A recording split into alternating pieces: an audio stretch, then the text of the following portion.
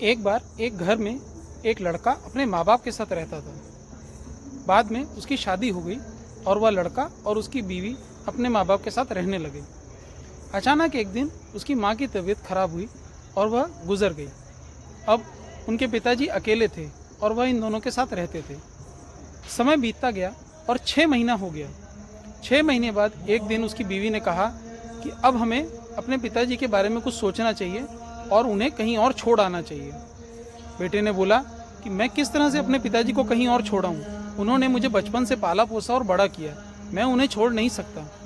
ऐसे ही थोड़ा और समय बीत गया और 1 साल हो गया। फिर से बीवी ने वही रट लगाई और कहा अब हमें अपने पिताजी को कहीं छोड़ आना चाहिए, लेकिन बेटा फिर नहीं माना। ऐसे ही समय गुजरता गया और एक समय 2 साल हो गए। 2 साल बाद जब बीवी ने कहा तो बेटे को कुछ समझ में नहीं आया। वह अपने पिताजी को सुबेरे उठाया और अपने साथ ले गया जंगल की तरफ। जंगल में जाकर के उसने अपने पिताजी से कहा कि चलिए आज जंगल में थोड़ा अंदर की तरफ चलते हैं। बेटे के साथ चलते चलते चलते चलते वह जंगल में एक बड़े से बरगद के पेड़ के पास में पहुंचे।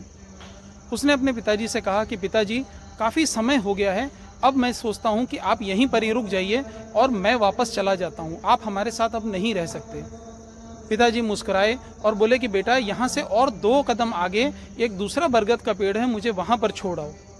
बेटा आश्चर्यचकित हो गया, कहता है पिताजी आप यह क्या कह रहे हैं? यह सुनकर के पिताजी ने कहा हाँ बेटा आगे थोड़ा सा और चलो, वहाँ एक और बरगद का पेड़ है, मुझे वहाँ छोड़ देना। तो बेटा उनके साथ थोड़ा सा आगे चलने के लिए जैसे ही चढ़ा तो उसके दिमाग में प्रश्न आया। उसने रुक करके पिताजी से पूछा कि पिताजी आगे बरगद के पेड़ के पास क्यों छोड़ूं, यहाँ क्यों नहीं?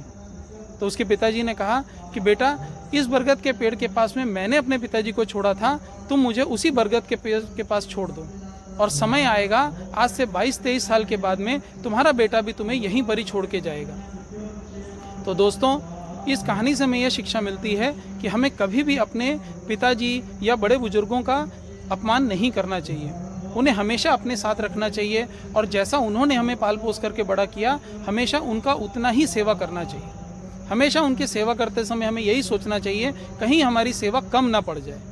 तो दोस्तों नए साल में ये प्रण लें कि अपने माता पिता की हम जितनी सेवा कर सकते हैं उससे और कहीं ज़्यादा बढ़ कर के हम उनकी सेवा करें और खूब सारा उनसे आशीर्वाद लें। यही आशीर्वाद हमें इस साल और आने वाले कई सालों तक आगे बढ़ाने में कार्य करता रहेगा। आप सभी लोगों को नए नव वर्ष की हार्दिक शुभकामनाएं। धन्यवाद।